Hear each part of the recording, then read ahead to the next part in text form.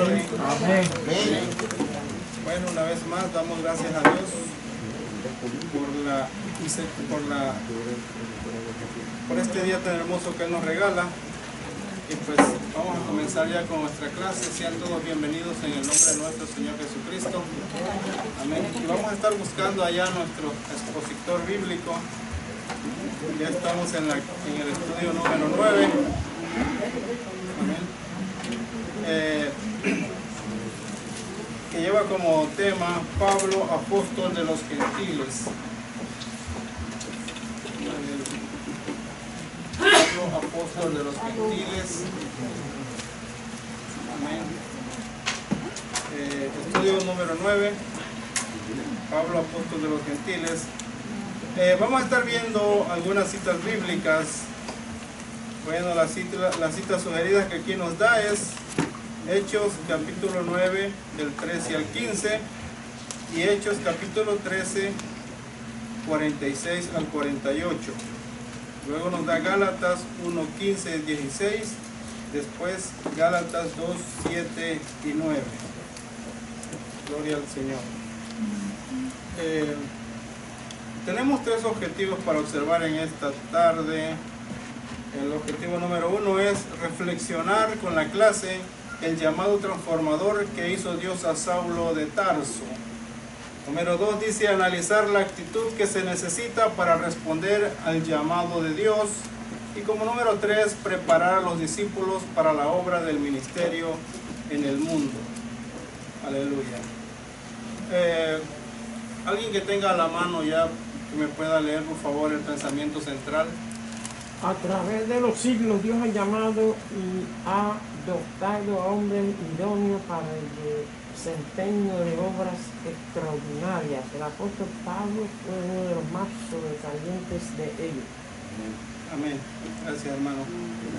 El texto áureo lo vamos a encontrar allá en Hechos 9:15 y dice: el Señor le dijo, ve, porque instrumento escogido me es este para llevar mi nombre en presencia de los gentiles y de reyes y de los hijos de Israel. Todos lo tenemos, ¿verdad? Hechos 9:15. Vamos a repetirlo todos juntos y dice: el Señor me dijo, ve, porque instrumento escogido me es este para llevar mi nombre en presencia de los gentiles y de reyes y de los hijos de Israel. Amén. Hechos 9:15. Vamos a entrar a nuestra lectura antifonal, ¿verdad? Y como de costumbre, yo leo el primero y ustedes me acompañan con el segundo. Y dice así la bendita palabra de Dios en el nombre del Padre, del Hijo y del Espíritu Santo. Amén. Dice: entonces Ananías respondió: Señor, he oído de muchos acerca de este hombre, cuántos males ha hecho a tus santos en Jerusalén. Y ahora aquí tiene la autoridad de los principales sacerdotes para atender a todos los que invocan su nombre. El Señor le dijo, ve, porque instrumento escogido me es este para llevar mi nombre en presencia de los gentiles y de reyes y de los hijos de Israel. Entonces Pablo y Bernabé, hablando con denuedo, dijeron: a vosotros a la verdad será necesario que se os hablase primero la palabra de Dios,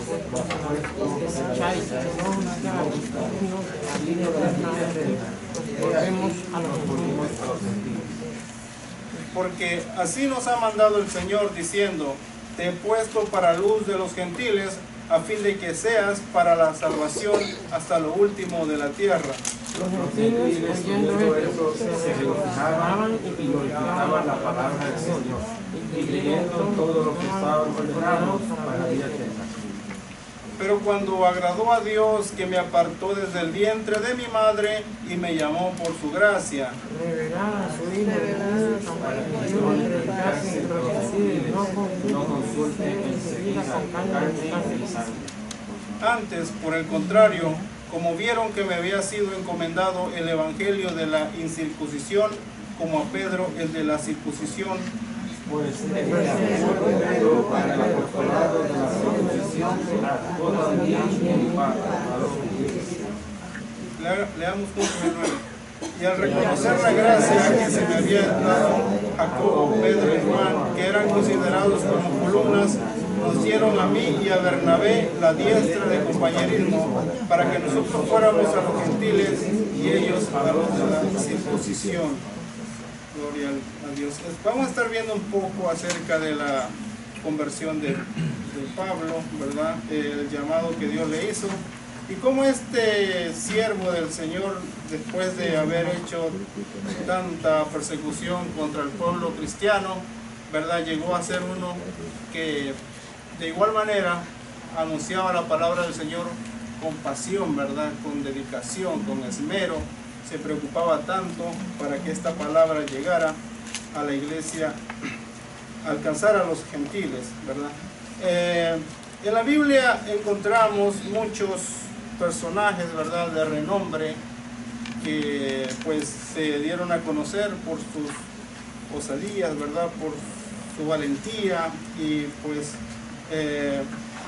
grandes personajes que el Señor usó. Y también pues aquí nos está hablando de alguien que pues el Señor dice que lo había escogido para predicar su palabra a los gentiles. Dice que aun cuando estaban matando a Esteban, dice que él era testigo también, ¿verdad? El día en que apedrearon a Esteban, que fue cuando se desató la persecución contra la iglesia.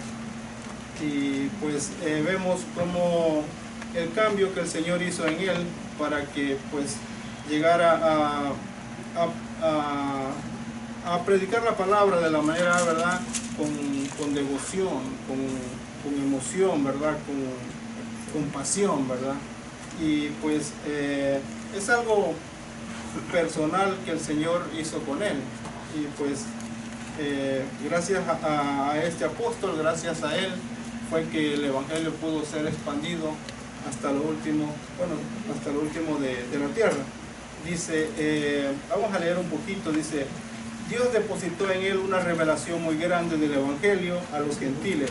Aquella nueva experiencia para la iglesia judía, ver cómo Dios salvó también a los gentiles y les dio el Espíritu Santo, necesitó ser discutida por la iglesia juntos a la voz de otros apóstoles al lado de Pablo.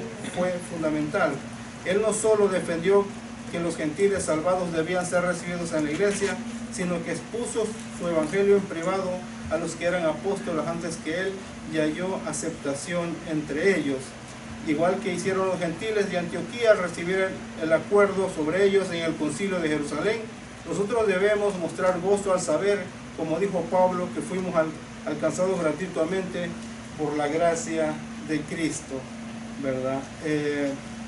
Hermanos, sabemos claramente que desde que el Evangelio empezó a expandirse por todas las regiones de Jerusalén, ¿verdad?, por todas las partes, empezó desde ese momento cuando Dios empezó a obrar, Dios empezó a alcanzar a los gentiles.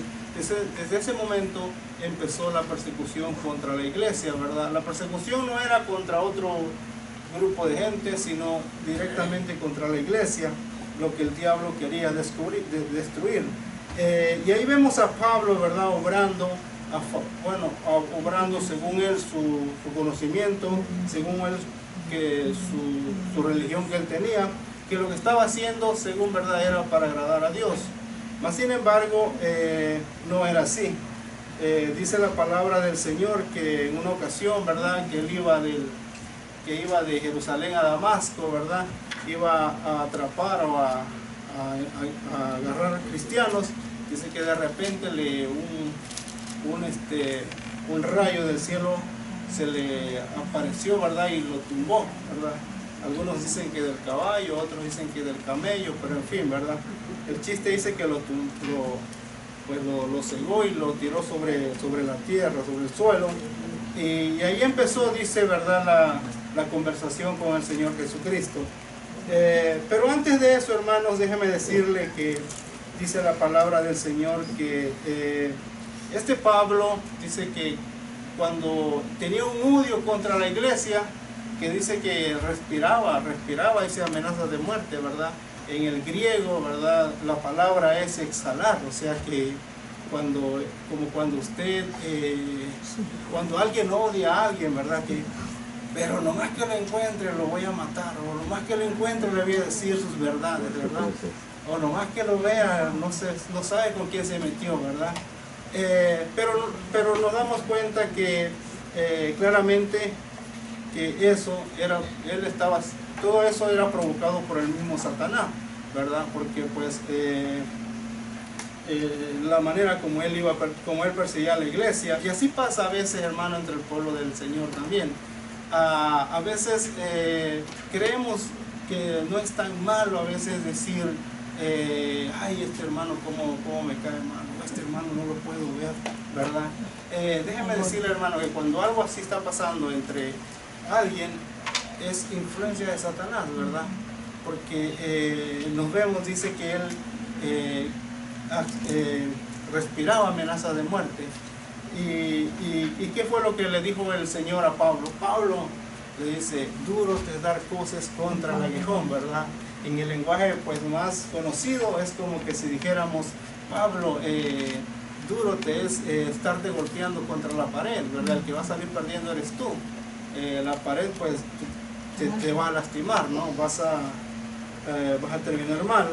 Entonces, eso pasa, hermanos, cuando nosotros también como cristianos comenzamos a veces a criticar al pastor, a criticar a los líderes, a criticar a algún hermano, ¿verdad? Nosotros mismos nos estamos como dándonos con la pared, ¿verdad? ¿Por qué? Porque la iglesia es del Señor, ¿verdad? El Señor ha establecido, ha puesto, ¿verdad? Personas para llevar esta carga. Entonces, si nosotros estamos haciendo eso, hermanos, estamos nosotros mismos estamos dándonos contra el aguijón, que es lo que pasaba aquí con Pablo. Bueno, dice, la iglesia ha prevalecido en medio de feroces persecuciones, pues ella está edificada sobre una roca firme que la hace inconmovible. Téngalo por seguro, hermanos, que pase lo que pase, la iglesia siempre va a estar, ¿verdad? Aunque se levanten falsos hermanos, aunque se levanten predicadores predicando otro tipo de evangelio y cambiado, disfrazado, pero la iglesia de Jesucristo siempre va a estar. Gloria al Señor. Dice, cuando el Señor dijo a Ananías que fuera a ministrar a Saulo, el discípulo argumentó la obra que Saulo había hecho en contra de la iglesia. La amenaza que representaba a Saulo se había divulgado hasta Damasco y su persona se había hecho temible a los cristianos, ¿verdad? Si hay algo que los cristianos le temían era Pablo, porque con ese odio, hermanos, con ese rencor, ¿verdad? Los cristianos, ¿qué le habían hecho a él?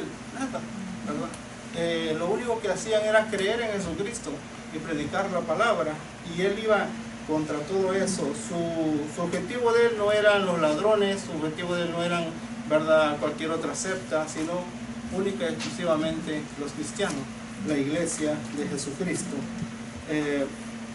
Dice, en el contexto de los males que Saulo había hecho a los discípulos de Jerusalén, 10 veces se menciona a Cristo como el título del Señor. Saulo ignoraba que él perseguía a los discípulos de Jesús, estaba persiguiendo a Cristo mismo. Por tanto, debemos aprender que un hombre no podrá jamás destruir la iglesia, pues el Señor glorificado sustenta y cuida a su iglesia. Amén. Gloria al Señor. Así que, hermano, todo aquel que se levante, todo aquel que quiera hacerle daño, ¿verdad?, al pueblo del Señor, no es al Señor, no es a la iglesia que sigue, sino que tendrá que enfrentarse cara a cara con nuestro Señor Jesucristo. Tal vez el Señor le permitirá avanzar hasta cierto momento, pero de un momento a otro, ¿verdad?, tendrá que entregar cuenta por lo que esa persona esté haciendo. El versículo 13 nos informa que Saulo había perseguido a los santos que vivían en Jerusalén. El Evangelio anuncia que así como el pecado manchó al hombre, la sangre de Jesucristo nos limpia de todo pecado, porque según Pablo, ¿verdad?, todos entendemos que lo que él predicaba, lo que él creía era que uno era salvo por las obras, ¿verdad?, que no había otra manera para agradar al Señor, sino que siguiendo la ley de Moisés, ¿verdad?, él creía que era el lugar, el momento para estar cerca de Dios. Mas sin embargo, el Señor vino y nos enseñó, ¿verdad?, que ahora ya no necesitábamos guardar ciertos ritos, sino que ahora era únicamente por su gracia, por su sangre.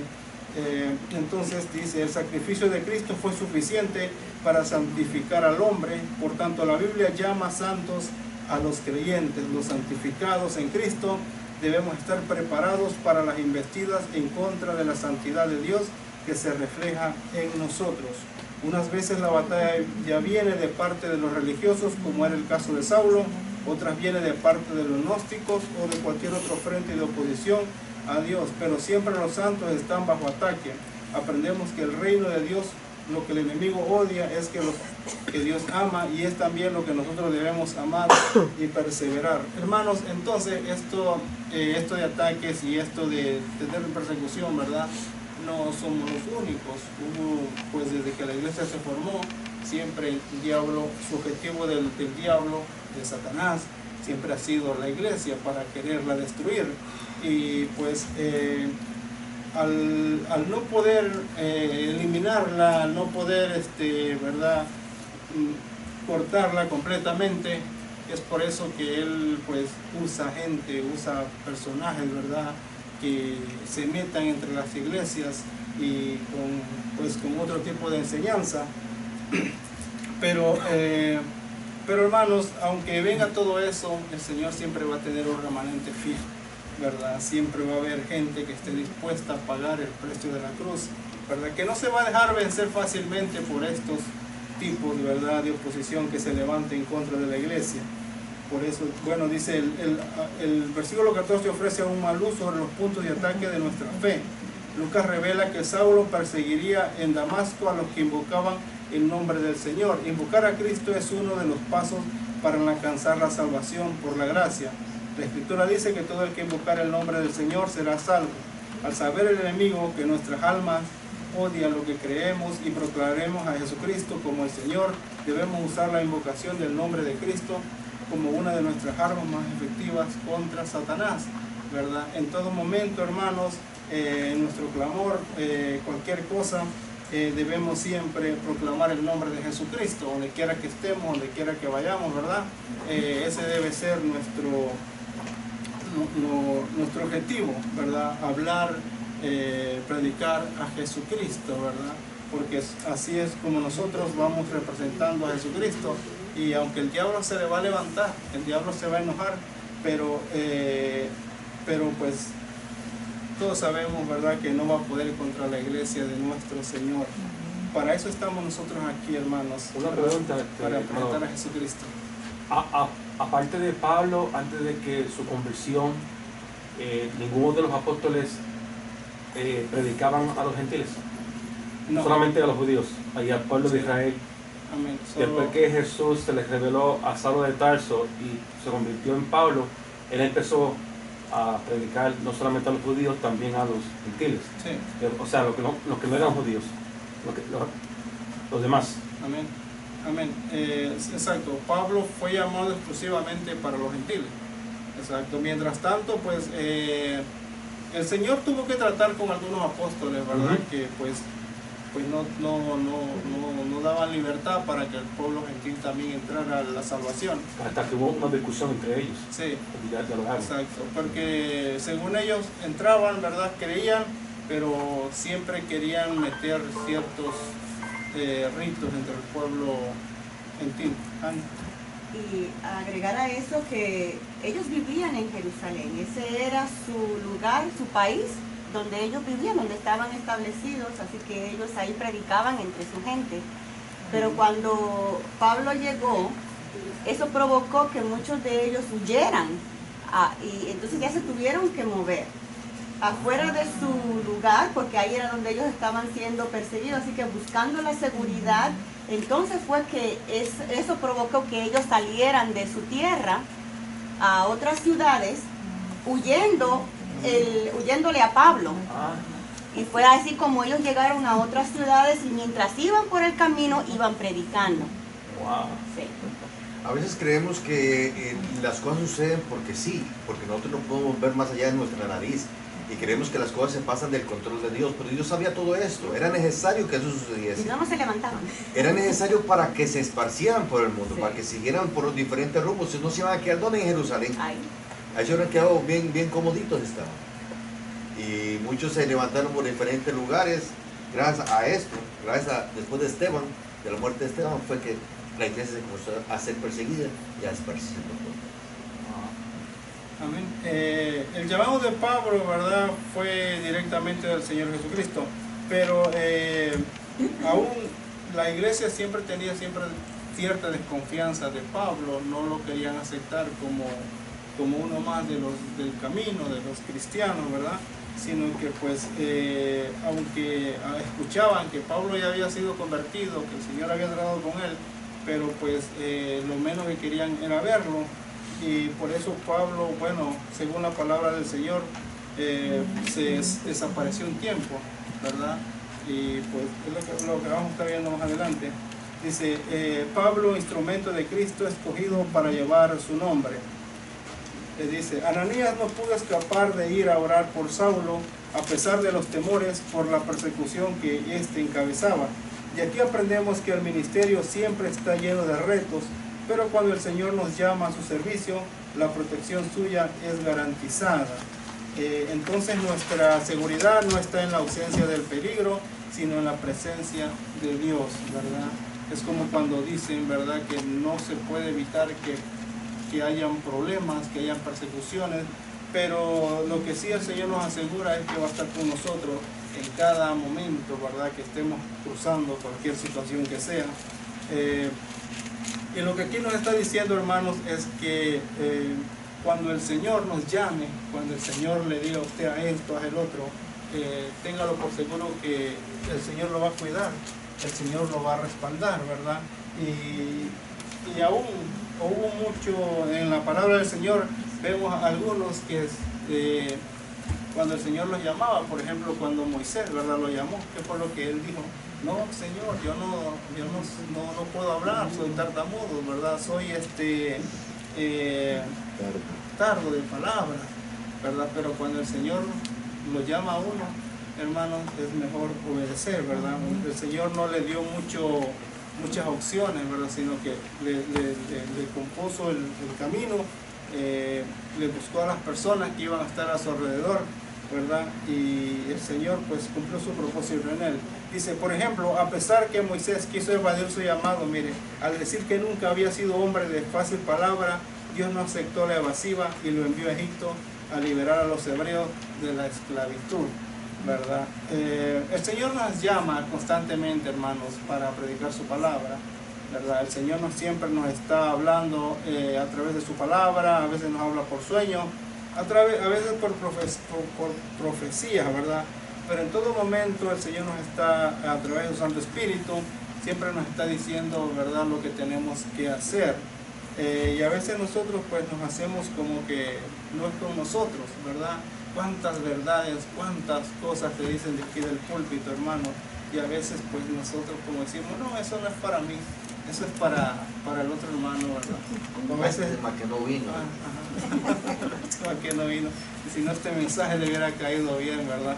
Y así, hermanos, pero si el Señor nos llama es porque Él nos está preparando, es porque Él nos va a guardar, es porque Él nos va a cuidar en el camino. Sigue diciendo la palabra, dice, el versículo 15, Cristo se refiere a Saulo como instrumento escogido. Bueno, aquí cuenta una historia, ¿verdad?, acerca de lo que pasaba, cómo trabajaban los alfareros allá en Israel, y se lo voy a leer, aquí está. Dice, en la alfarería hebrea se conocían 7 vasijas fundamentalmente, ¿verdad? Se cosían 7 vasijas, el alfarero las calificaba por sus nombres de acuerdo a las funciones que tendría cada una. Había vasos de misericordia, vasos de honra, vasos limpios, vasos quebrantados, vasos para usos viles, vasos de ira y finalmente vasos escogidos, que eran los más cotizados. Romanos 9:22 dice, respecto a vasos escogidos, el alfarero, después de haber dado forma y horneado todos los vasos, se percataba que uno había quedado precioso, dice, sin porosidad, de un color hermoso y de una resistencia especial. El alfarero envolvía ese vaso y lo ocultaba en un lugar especial por un tiempo. Él sabía que un día llegaría un cliente muy exigente que le podría comprar la mejor vasija que hubiese, Cuando eso ocurriera, él sacaría a la luz este vaso y lo traería a su cliente. Antes que el comprador se fuera feliz, al saber que ese vaso estaría en lugares de honor, el alfarero imprimía su propio nombre sobre el vaso. Así donde aquel vaso fuera usado, honraría al alfarero que lo fabricó. Esto fue exactamente lo que sucedió con Saulo. Él llevaría el nombre del Señor delante de los gentiles, de reyes y de los hijos de Israel.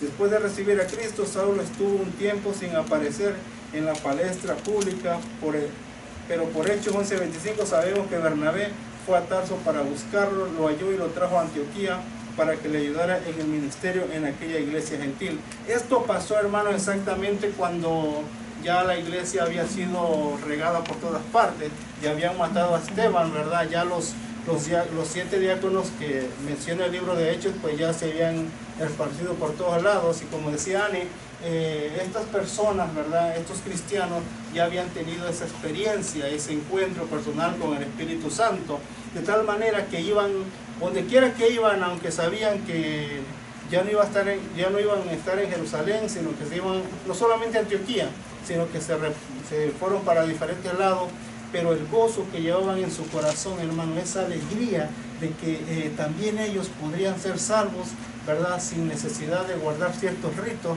eso era lo que a ellos los motivaba a hablar, ¿verdad?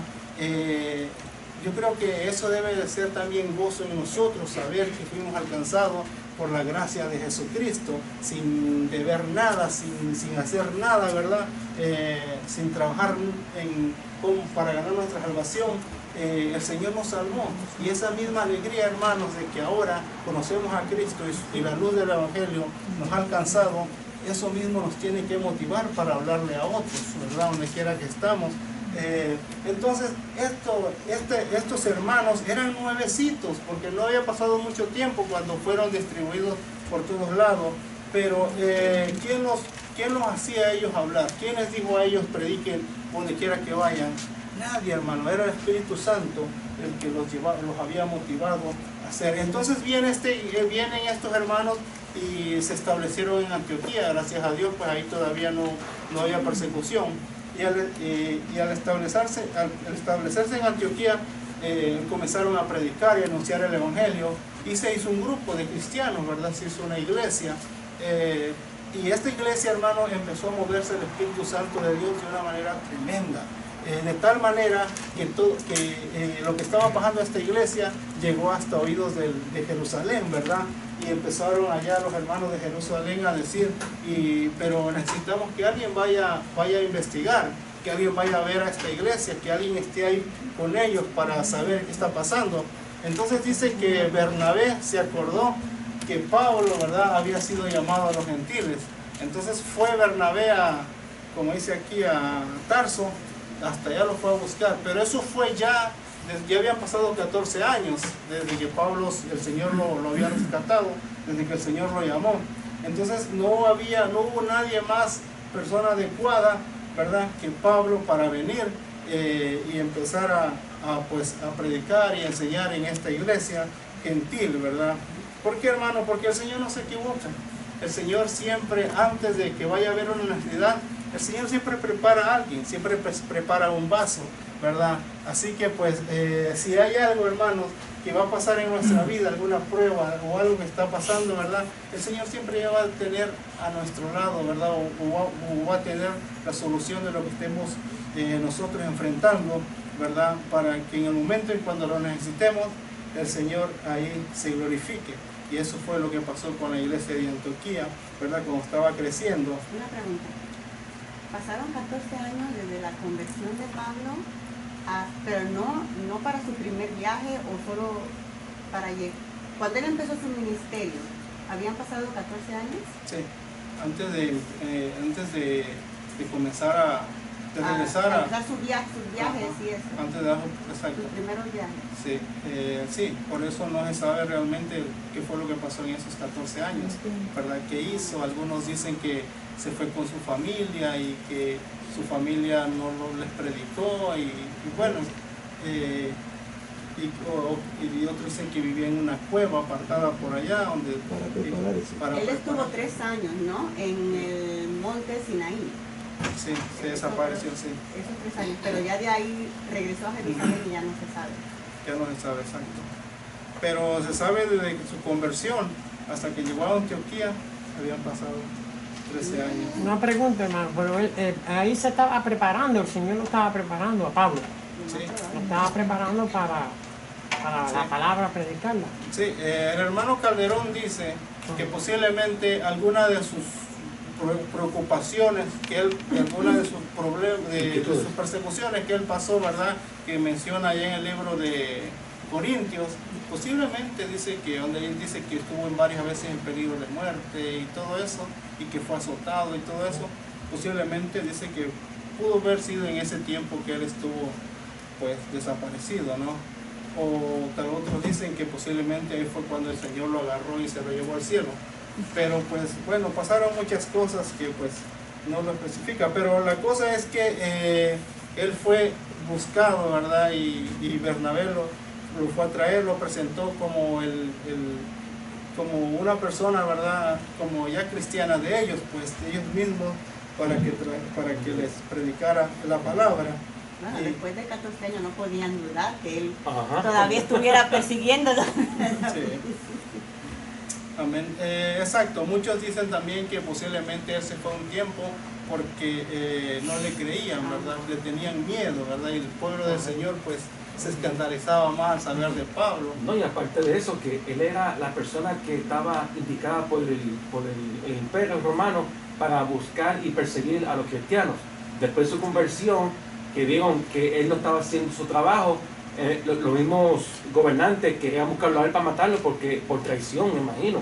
Y los mismos apóstoles que estaban en aquel entonces tuvieron miedo de él y para protegerlo lo escondieron y lo aislaron quizás por un tiempo.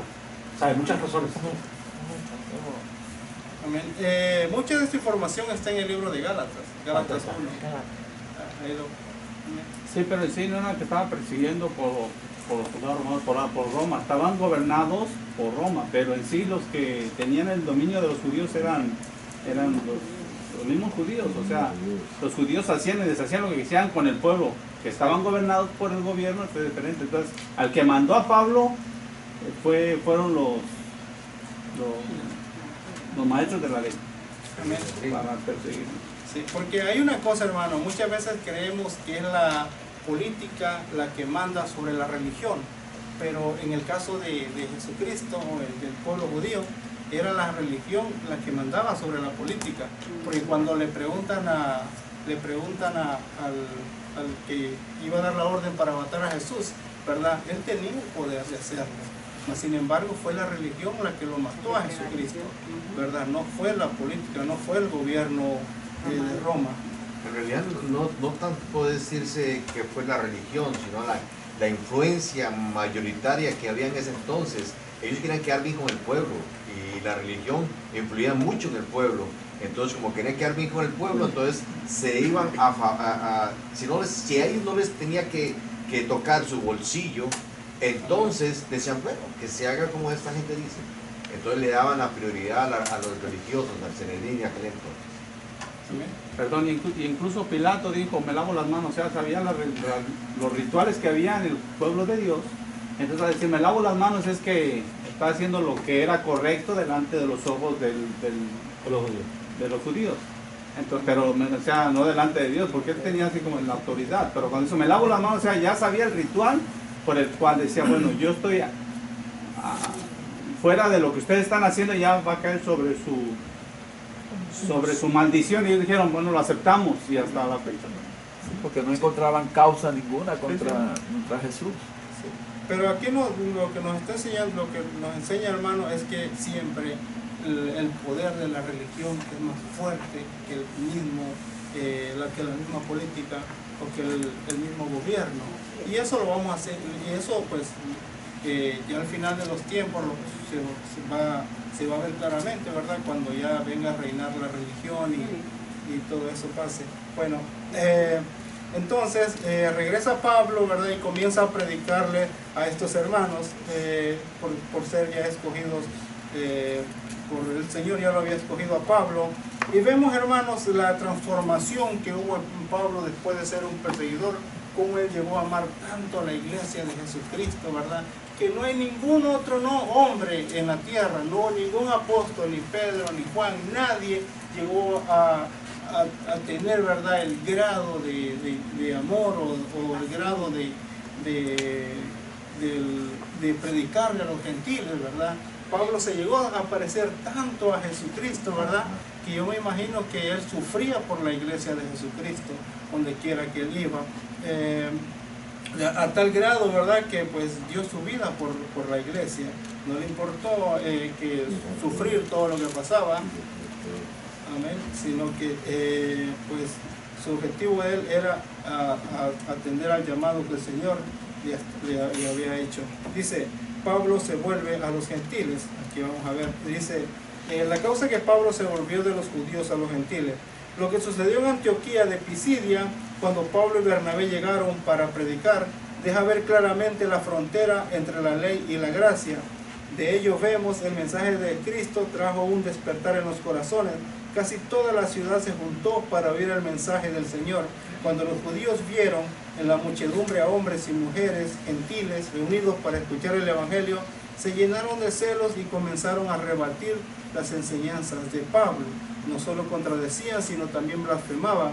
Los que predicamos el Evangelio debemos saber que se puede levantar oposición en el lugar donde Dios nos ha llamado a servir y debemos estar preparados para prevalecer frente a ellos. Hermanos, no tenemos que salir corriendo, no tenemos que dejar que ellos nos quiten del lugar donde nosotros estamos, ¿verdad? Sino que con sabiduría, hermanos, tenemos que enfrentar a toda esta oposición que se levante. ¿Por qué? Porque si el Señor nos ha mandado, hermanos, el Señor va a estar ahí con nosotros abriéndonos puertas. Pues el problema aquí, ¿verdad?, era cuando estos hermanos se juntaban a adorar a Dios, se juntaban a hablar de la palabra del Señor. Pues ahí no solamente dice que habían gentiles, sino que habían judíos, y este era el celo que tenían los judíos, ¿verdad?, que cómo era posible que pues también los gentiles fueran alcanzados. Pero bueno, eso pues ya estaba escrito. Dice, el versículo 16 muestra que Pablo y Bernabé hablaron con denuedo a los judíos. ¿Cuánto nos hace falta el denuedo para la predicación del Evangelio? Los apóstoles le pidieron a Dios cuando las autoridades judías en Jerusalén le prohibieron hablar en el nombre de Jesucristo. Fue necesario que los judíos oyeran primero la palabra del Evangelio. Dios hizo de Abraham una gran nación y bendijo su descendencia. Por tanto, Cristo vino de los judíos. El Evangelio debía de predicar al judío primeramente. Eso fue el orden de Pablo y Bernabé. Siguieron en Antioquía de Pisidia, pero los judíos desecharon la palabra y no se consideraban dignos de la vida eterna. Eso es una acusación grave, pero está dada en el contexto del propósito divino de salvar a los gentiles. El rechazo de los judíos permitió que muchos gentiles fueran salvos por todo el imperio romano. Pero recordemos que las promesas de salvación de los judíos están en pie porque los dones de Dios y su llamamiento son irrevocables. Es ahí, hermanos, donde nosotros entramos a tomar parte de la iglesia de Jesucristo, ¿verdad? Porque esto estaba ya escrito, así que pues ellos estaban en primera fila para creer, ¿verdad?, en Jesucristo. Ellos eran los primeros que tenían esa oportunidad de ser salvos y de dejar toda su religión, todo lo que ellos estaban haciendo y alcanzar la salvación tal y como Jesucristo se la vino a predicar. Mas ellos, al no encontrar, ¿verdad?, el lugar, al no aceptar a Jesucristo, es que esta palabra pues es donde nosotros tomamos parte de esa salvación. Pero eso no quiere decir de que los judíos ya estén desechados de la presencia del Señor, ¿verdad? Sino que pues llegará el tiempo cuando ya la iglesia de Jesucristo sea tomada, entonces volverá otra vez a tener lugar en el pueblo de Israel, el pueblo judío. Pregunta. Leímos aquí, ¿cuándo nos hace falta el denuedo para la predicación del Evangelio? Voy a ondear un poquito en eso. ¿Qué es lo que nos hace falta? Sí, hermanos, ¿por qué? Porque a veces hay personas que no se preparan. Hay personas, ¿verdad?, que quieren, pues, tienen en su corazón el deseo de hablar o de predicar el Evangelio de Jesucristo, ¿verdad? Pero se limitan, ¿verdad? No quieren pagar el precio, no quieren aprender más de la palabra del Señor. Entonces, cuando nosotros, hermanos, nos conformamos con lo que nosotros sabemos, con lo que nosotros escuchamos, ¿verdad? Es difícil, ¿verdad? Por eso aquí, como algo sacado, ¿verdad? Algo valioso, dice cuánta falta del denuedo para la predicación del Evangelio, ¿verdad? Tener esa facilidad de hablar. La definición de nuevo aquí dice del griego pareisosame, que significa franco en palabra, franqueza, confiado en el espíritu y presencia, confianza plena en lo que estamos hablando. Y viene de la raíz paresia y extraña franqueza, o sea, con franqueza, seguridad y libertad para hablar. Amén. Pero exacto, pero como nosotros es necesario tener eso, pero cómo vamos a hablar, ¿verdad? Si no estamos seguros de lo que estamos diciendo muchas veces. Hermana María Blanca. Pedro dice, estad preparados siempre para presentar defensa con mansedumbre ante todo aquel que os demande razón de vuestra fe. ¿Cómo vamos a presentar defensa si nosotros mismos no sabemos defender? ¿Cómo vamos a defender? Bueno, la palabra del Señor no necesita defensa, la palabra del Señor es viva y eficaz. Pero nosotros tenemos que saber por qué creemos lo que creemos, por qué estamos donde estamos. Muchas veces no queremos sacrificar nada. Entonces, ¿cómo vamos a poder decirles a otros? ¿Cómo vamos a poder dar el Evangelio? Es cierto, tenemos que reconocer que es una experiencia, es una relación con Dios. Pero aparte de ser una experiencia y una relación, tenemos obligadamente que aprender a palabra de Dios. Pedro lo dice, estad preparados siempre para presentar defensa con mansedumbre ante todo aquel que os demande razón de vuestra fe.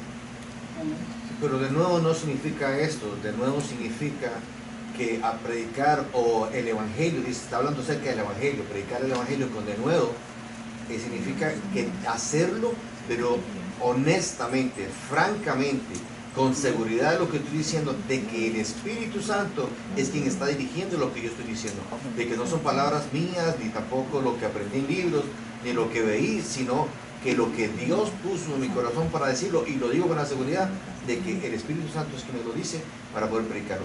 Luego a eso se refiere que en esos tiempos hace falta mucha gente, predicadores que prediquen el Evangelio con denuedo. A eso se refiere con denuedo, a tener la seguridad plena de que esa palabra no nació en mí, no me vino a mí de mi carne, de mis sentimientos, ni de lo que escuché, sino que el Señor puso esa palabra en mí para yo poder hablar de esa palabra. Dice que él con denuedo, el apóstol Pablo, con denuedo, predicaba. ¿Por qué? Porque predicaba lo que Jesucristo directamente le dijo a él. Eso fue lo que Jesucristo le dijo a él para que hiciese. Lo paró y le cambió la vida y le dijo, predica acerca de esto. Pero de nuevo es la actitud con la que yo la voy a presentar.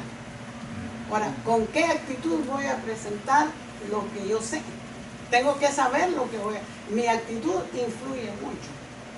Mi experiencia, mi relación. Y el Espíritu Santo también va a estar presente. O sea, de nuevo es actitud. Con una actitud espontánea, con una buena actitud. Y en Google, fácil, dice nombre masculino, valor, energía y decisión con que se ejecuta una acción. La actitud.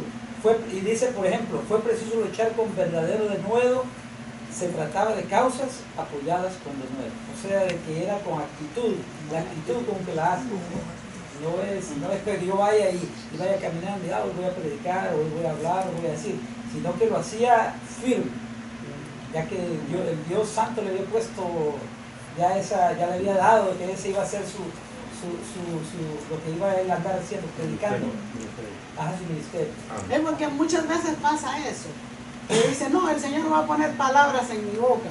nos confiamos a que el Espíritu Santo va a poner palabras en nuestra boca. Pero sí, el Espíritu Santo está en control, sí, pero nosotros tenemos que hacer nuestra parte. Amén. Exacto. Y sí, lo que usted está diciendo es cierto, porque yo, por ejemplo, podemos tener una experiencia con el Espíritu Santo, ¿verdad? Sentimos, el Señor nos toca, sentimos lo que es el fuego, la unción del Espíritu Santo, pero cuando viene, ¿verdad?, alguien y nos pregunta, ¿tú crees en Dios? Sí. Y si nos pregunta, ¿por qué tú crees en Dios? ¿Verdad? A veces, ¿qué le vamos a decir? Porque Él me cambió, ¿verdad? Porque Él me amó, porque yo creo en Dios, porque Él existe, porque Él es real, ¿verdad? O cualquier cosa le podemos decir, ¿verdad? Pero le podemos decir, yo creo en Dios porque lo siento en mi corazón, ¿verdad? Pero a veces la persona quiere otras cosas, otros argumentos más claros, ¿verdad? Para poder creer en Dios. Nosotros sabemos lo que sentimos, ¿verdad?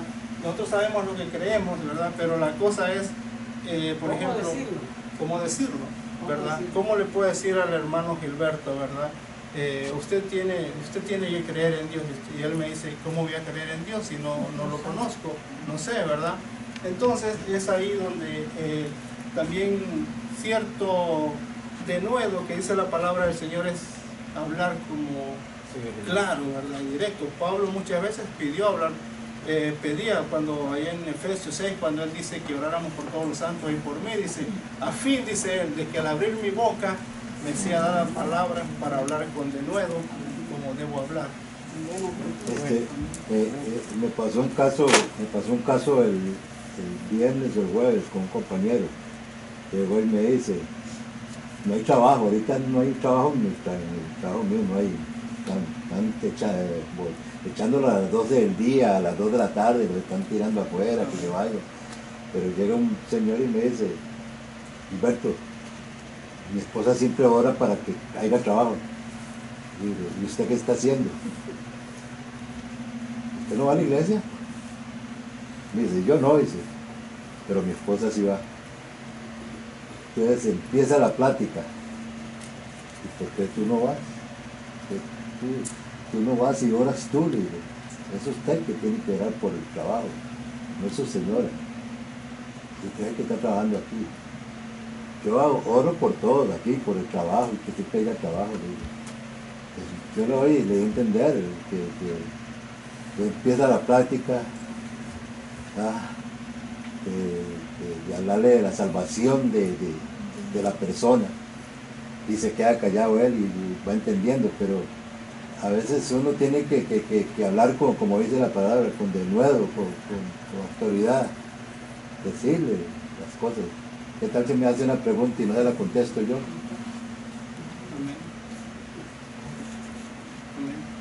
Exacto.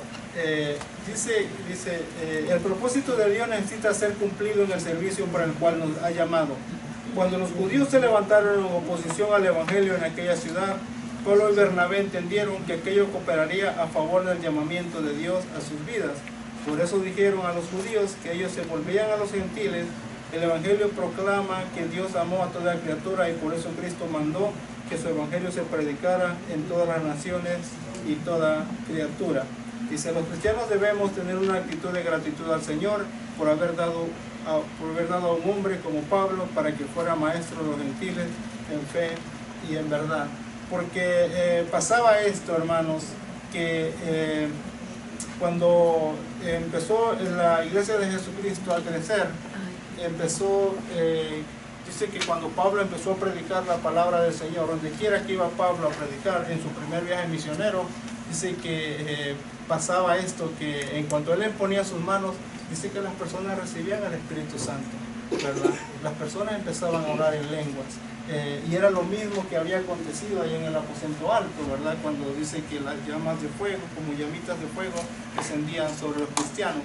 Entonces, los gentiles y el pueblo judío, no había duda de que verdaderamente también Dios estaba dándole la oportunidad ya al pueblo gentil para ser salvo, ¿verdad? También lo vemos en Cornelio, cuando el Señor lo mandó a Pedro a predicarle a Cornelio. como dice que el Espíritu Santo se derramó sobre toda la casa de Cornelio y muchos hablaron en lenguas. Y aún así, viendo esas manifestaciones, los judíos aún así no querían creer. Los judíos creían que solamente la salvación podía venir, o sea, era por medio de ellos. Pero, y eso llevó a un pleito, ¿verdad?, entre los judíos y los gentiles, que tanto que en su primer viaje misionero, dice la palabra que dio Pablo, dice la palabra que detrás de Pablo iban estos falsos maestros, estos judíos, ¿verdad?, judaizando a los gentiles, diciéndole que no era suficiente lo que Pablo andaba haciendo. Y ahí fue donde estaban confundiendo al pueblo cristiano, porque decían, ¿cómo Pablo le viene a decir a ustedes que solamente tienen que creer y aceptar a Jesucristo? No, dice, no es así. Lo que Pablo es un mentiroso, Pablo es un engañador, y dice que blasfemaban el nombre del Señor. Entonces, al ver Pablo todo esto, dice que lo que hizo, inmediatamente organizó, ¿verdad?, una reunión con la iglesia, de tal manera que pues dice que convocó a una junta en Jerusalén, donde estaban los hermanos, los apóstoles, ¿verdad?, la iglesia cristiana que había en Jerusalén. Y entonces dice que inmediatamente él organizó y se fue. Pablo, Bernabé y Silas subieron a Jerusalén, ¿verdad?, a discutir esto, porque si Dios estaba glorificando en el pueblo gentil, porque los judíos iban también diciendo que no era suficiente. Y dice que tuvieron, después que subieron a Jerusalén, dice que tuvieron una discusión, pero no fue una discusión de 15 minutos, sino que pues una discusión larga, y después de tanto, dice que se levantó Pedro y cada uno decía lo que estaba pasando. Decía Pedro, no, pero yo fui donde el caso de Cornelio y el Señor se glorificó, y daban testimonio. Y Santiago, dice la palabra, que también empezó a decir que como el Señor se estaba derramando sobre los gentiles, ¿verdad? El Espíritu Santo estaba derramando sobre los gentiles. Entonces dice que pues ahí en el libro de Hechos está esta historia. Entonces dice que le dieron la carta, ¿verdad?, que los cristianos, ¿verdad?, que no necesitaban los gentiles guardar la ley, que eso lo hacían los judíos, ¿verdad? Solamente dice que lo único que le prohibieron a los gentiles era de abstenerse, creo, de comer comida sacrificada a los ídolos. Amén, de fornicación y de algunas cosas, pero que pues si estaba sucediendo eso, que lo dejaran tranquilo. Entonces vemos ahí Pablo defendiendo, ¿verdad?, la fe de los gentiles. Pues una de las grandes cosas que Pablo hizo fue, ¿verdad?, ir a dar, por decirlo así, ir a dar la cara por la iglesia cristiana. Y fue ahí donde, pero ni aún con todo eso, siempre los judíos trataban, ¿verdad?, de tratar a Pablo como un mentiroso. Dice, vamos a leer, el Señor puso a Pablo como luz de los gentiles. En Isaías 46:9 el Señor dice a su siervo que lo ha puesto para levantar las tribus de Jacob, restaurar el remanente de Israel y para la luz de las naciones, para que fuera su salvación hasta los postreros de la tierra. Simeón citó esta profecía de Isaías y dijo del niño Jesús que sería también luz para revelación a los gentiles. El Señor Jesús predicó a Israel primero, pero también ministró a los gentiles. A partir del rechazo por parte de su pueblo, el Evangelio de Cristo otorga potestad de ser hechos hijos de Dios a todos los que reciben y creen en su nombre. Por tanto, Pablo anuncia a los judíos de Antioquía y Pisidia que él continuará el trabajo de Cristo de llevar la luz al Evangelio de los gentiles. Los siervos que van en el nombre del Señor hacen la obra del Señor mismo. Recordemos que Pablo había sido llamado por Cristo mismo para esa misión a los gentiles. Así, los sufrimientos de Cristo se ven manifestados también en sus siervos, ¿verdad? Y algo que Pablo tenía, hermanos, el Señor nunca desechó a los judíos, ¿verdad?, de ser salvos a través de la gracia, no, sino que dice que donde quiera que él iba, a cualquier lugar, a cualquier pueblo, lo primero que él hacía era llegar a una sinagoga donde habían judíos y les predicaba a los judíos. Y después de predicarles a ellos, pues ellos al rechazarlo, dice que él se iba y seguía la misión como el Señor se lo había dicho, ¿verdad? Que fuera primero al pueblo judío y de ahí a los gentiles. Cuando le dice primeramente al judío, ¿verdad? Y ahí al griego, ¿verdad? Y al resto del mundo. Entonces, pregunta, hermano, ¿cuál sería la razón principal por la cual el pueblo judío, cuando los apóstoles predicaban, no aceptaban a Jesucristo? Porque no creían. No creían. Es que era difícil para un judío aceptar a Jesucristo. ¿Por qué? Porque estaban llenos de religión, llenos de tradiciones. Yo creo que las tradiciones eran más fuertes que cualquier otra cosa, ¿verdad? Entonces se les hacía difícil, ¿verdad? Y como a Jesús cualquiera lo conocía, ¿verdad? En aquel entonces, dice la palabra que decía, pero él es el hijo de María, ¿verdad? Quiere decir de que Jesús era conocido en diferentes partes. También hay que reconocer que en aquel entonces también levantaron muchos hombres, igual que en el mismo caso como se levantó Jesús. Muchas sectas se levantaron en aquel entonces, y crecían y se dispersaban y se desaparecían. Entonces esto también los llevaba a ellos, los ayudaba a no creer. Y sin contar que iba en contra de lo que ya ellos tenían establecido, de lo que ya ellos creían. Entonces era difícil, ponerse en los zapatos de ellos era difícil. Era difícil, pero también cabe recordar que Nicodemo dijo, sabemos que has venido de Dios, porque nadie puede hacer las obras que tú haces si no está Dios con él. Así es que ellos comentaban entre ellos, pero no lo hacían abiertamente, y eso los condenaba. Porque como dijo Jesús, si ustedes no me creen por mí, crean por las obras, porque las obras que yo hago nadie las ha hecho. Así es que, pero como dices tú, estaban llenos de religión, no se daban la oportunidad de creer. Lo otro es que tampoco ellos no escudriñaban la palabra, y los que la escudriñaban, las antiguos, ellos creían en otra cosa. Ellos creían que iba a venir otro redentor, otro salvador, iban a ir con un ejército y que iban a ir lleno de soldados y que iban a derribar todo el imperio. Ellos ya tenían su mente hecha. Exacto. Y aún todavía lo siguen esperando. Pero la diferencia, hermano Ramón, de por qué ellos no creían y por qué, como dice el pastor, habían muchos, ¿verdad?, en ese entonces que se habían levantado como ungidos, como Cristo, ¿verdad?, como Mesías, ¿verdad? Pero la única diferencia que nosotros podemos estar seguros de que Él era el Hijo de Dios, ¿verdad?, fue que todos murieron, pero Jesucristo fue el único que resucitó. Y por eso también era que los judíos exigían muchos señales. Ellos pedían señales para poder creer. Tenían que ver que ocurriera algo, que se levantara un muerto, cualquier cosa. Porque ellos no podían creer. Y es difícil porque cuando uno ya tiene una idea de las cosas, ¿verdad? Está uno seguro. Por más que le digan a uno, mira esto, y que lo hagan tratar de entrar en razón, uno no entiende esto, ¿verdad? Pero hubieron judíos que sí creyeron en el Evangelio, ¿verdad? No todos los judíos se rehusaban, pero la predicación, el mensaje era primeramente para los judíos. Amén. Y después dice al griego, o sea, a los gentiles, ¿verdad? ¿Alguien tenía otra pregunta más de nuestra clase? ¿O alguna sugerencia? Es que hoy en día la gente aunque vea milagros no quiere creer. Entre la misma familia ven el milagro y no creen. ¿Ah? Bueno, al mismo Jesús le dijeron que eso no lo hacía en el nombre de Belcebú. O sea, usted se puede esperar ante el tiempo de hoy. ¿Qué fue lo que le pasó a Santiago? Su propio hermano. Algo de referencia para las distancias que tenían que caminar. A pie de Jerusalén a Tarso son 615 millas. Google dice que son 8 días caminando sin parar. Y entre Jerusalén y Damasco 3 días.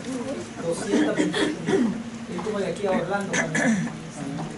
Así que imagínense, ahí que las noticias cuando Pablo estaba aquí, este lo decía voy para Tarso. Ya cuando llegaba se le olvidaba qué era lo que iba a hacer. Y ese era el problema, que la iglesia no creía, ¿verdad? Porque la iglesia que se fue por otros lados, que no sabía de Pablo, dice que les costaba, no les llegaba las noticias que Pablo ya se había convertido, ¿verdad? Y por eso Pablo no podía ir libremente a predicar el Evangelio, porque donde quiera que él iba, si lo veían por ahí, le tenían miedo, le tenían temor. También que nos sirva de enseñanza, no porque el hermano se convierta, otro día lo pongamos a predicar. Hay que darle su tiempo, que llega el tiempo de que sepamos que es cristiano. A Pablo le llevó 14 años. Gloria a Dios. Amén. Bueno, vamos a darlo hasta aquí. Bueno, que el Señor les continúe bendiciendo y hermanos, sigan leyendo.